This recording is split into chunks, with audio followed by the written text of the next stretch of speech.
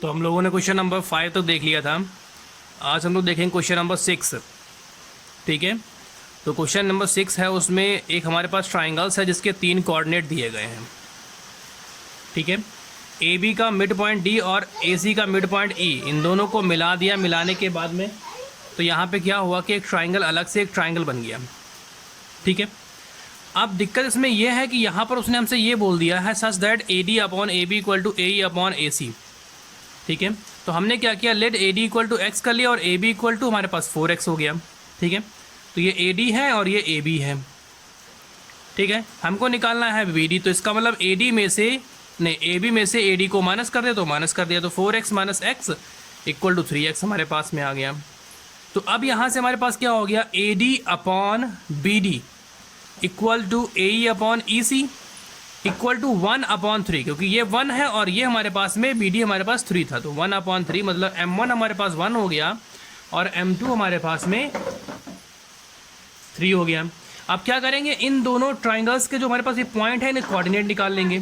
तो coordinate of D निकालेंगे, तो उसके लिए m1 और m2 हमारे पास दिया गया है, x1 ये हमारे पास, x2 ये, y1 ये, y2 ये, सॉल्व करके उससे कोऑर्डिनेट उसके निकाल लेंगे। ठीक है, अब उसके बाद में इधर से बात करते हैं, तो कोऑर्डिनेट जैसे यहाँ निकाला वैसे कोऑर्डिनेट ऑफ ई के वैल्यू निकाल लेंगे। तो यहाँ से m1 हमारे पास में कितना है, 1 है, और m2 हमारे पास 3 है। ये हमारे पास x1 है, ये मेरे पास x2 है, ये y1 है और ये हमारे पास y2 है। यहाँ से सॉल्व करके हमने निकाल लिया। तो हमने देखा कि इन दोनों को मिलाकर के एक हमारे पास ट्राइंगल बन गया है। ठीक, जो पॉइंट हमने निकाले वो यहाँ पे अलग उसको ट्राइंगल को बना करके यहाँ पे उसको रख लिया है। ठीक है, अब यहाँ पे क्या करेंगे, इसका हमको एरिया चाहिए, इसका एरिया हमको चाहिए। तो area of triangle A D ई निकालेंगे। तो ये x1 है, ये हमारे पास x2 है, ये x3 है, ये y1 है, y2 है और ये y3 है। सॉल्व किया इसको। सॉल्व करने के बाद हमारे पास में इस ट्राइंगल का एरिया निकल के आया 15/32 स्क्वायर यूनिट। ठीक है, अब हम उसके बाद में क्या करते हैं, हम पूरे ट्राइंगल की बात करते हैं। तो ये पूरा ट्राइंगल हमारे पास ए बी सी है, इसका भी हम एरिया निकाल लेंगे यहाँ पे। ठीक है, तो area of triangle A B C हमारे पास फार्मूला फिर वही हमारे पास में 1/2 ब्रैकेट के अंदर x1 y2 minus y3 plus x2 y3 minus y1 plus x3 y1 minus y2। ठीक है, ये हमारे पास फार्मूला है। वैल्यू रखी तो यहाँ से हमारे पास 15/2 आ गया। अब यहाँ पे उसने हमसे ये बोला था कि इन दोनों का हमारे पास रेशियो क्या होगा, क्या रेशियो होगा।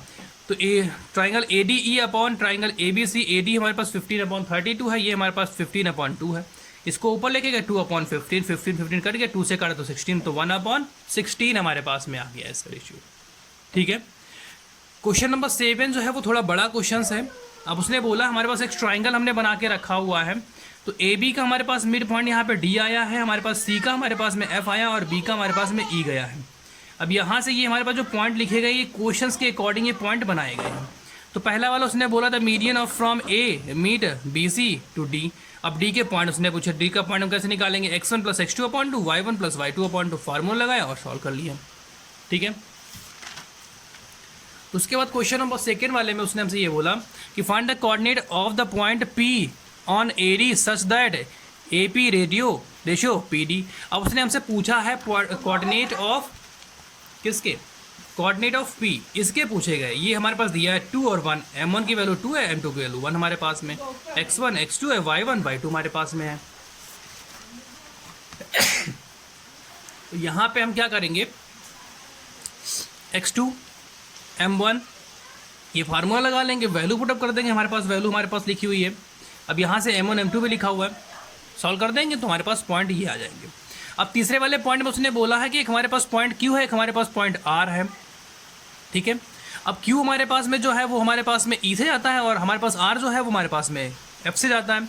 तो पहले हमने क्या किया, यहाँ से कोऑर्डिनेट ऑफ E निकाल लिए। ठीक है, लिखा हुआ है कोऑर्डिनेट ऑफ E निकाल लिए। तो फिर उसके हमने क्या किया, वहाँ फिर यहाँ पे कोऑर्डिनेट ऑफ Q निकाल लिए। फिर उसके बाद में सेकंड ऑप्शन उसने बोला है कि हमारे पास CF, हमारे पास ये रेशियो हमारे पास F का दिया हुआ है। तो कोऑर्डिनेट ऑफ पहले हम F निकालें और कोऑर्डिनेट ऑफ F निकालने के बाद में फिर हमने क्या किया, उसको कोऑर्डिनेट ऑफ R निकाल लिए। ठीक है, सॉल्व करके ये हमारे पास पॉइंट निकल के है। हमने तीनों कंडीशनों में देखा हमारे पास में इसकी वैल्यू, यहाँ पर भी वैल्यू, यहाँ पर भी वैल्यू और यहाँ पर तीनों में वैल्यू हमारे पास में सेम वैल्यू आई है। तो the coordinate of P Q and R is same. ठीक है, अब जो हमारे पास में क्वेश्चन नंबर V हमारे पास में है उसमें ये बोला गया, उसने बोला कि अगर हमारे पास में A और B और C के बॉन्ड x1 y1 और x2 y2 और x3 y3 हो जाए तो उसके बाद हमारे पास में जो कोऑर्डिनेट ऑफ सेंट्रॉइड होंगे उसका फार्मूला क्या होगा, उसका फार्मूला होगा x1 + x2 upon x1 + x2 + x3 upon 3, y1 + y2 + y3 upon 3 होगा। ठीक है, क्वेश्चन नंबर 8 हमारे पास, क्वेश्चन नंबर 8 में उसने बोला है कि ये देखिए एक हमारे पास रेक्टेंगल है, उसके अगर हम मिड पॉइंटों को मिलाते हैं तो क्या वो स्क्वायर बनता है, कि वो रोम्बस बनता है, कि वो रेक्टेंगल बनता है, क्या बनता है। तो हमने यहाँ देखा, तो हमने मिड पॉइंट निकाल लिया, पहले हमने मिड पॉइंट ऑफ P निकाल लिए, मिड पॉइंट ऑफ Q निकाल लिया, mid point of R, formula वही होता है x1 + x2 upon 2, y1 + y2 upon 2।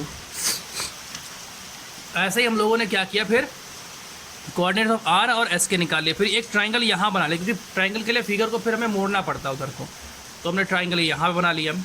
ये ट्राइंगल बनाने के बाद में फिर क्या किया, यहाँ पे हम डिस्टेंस ऑफ PQ निकाल लेंगे, तो डिस्टेंस ऑफ PQ हमारे पास इतनी निकल के आए, डिस्टेंस ऑफ QR निकाले, डिस्टेंस ऑफ QR निकाले हमारे पास सेम निकल के आई, डिस्टेंस ऑफ RS हमारे पास निकाले तो उसकी भी RS हमारे पास सेम आई, फिर डिस्टेंस ऑफ हम लोगों ने निकाली SP निकाली, वो भी हमारे पास सेम आई। अब इसके हम क्या करें, डायगोनल निकाल लें, ये जो डायगोनल्स हैं इनको जब यहाँ निकाल लेंगे, तो हमने निकाला तो पहला वाला हमारे पास 6 आया, दूसरा वाला हमारे पास 5 आया, तो ये दोनों इक्वल नहीं है, बट सारी साइडें जो हमारे पास में है वो इक्वल है और डायगोनल इक्वल नहीं है, तो क्या हो जाएगा, ये हमारे पास में रोम्बस हो जाएगा।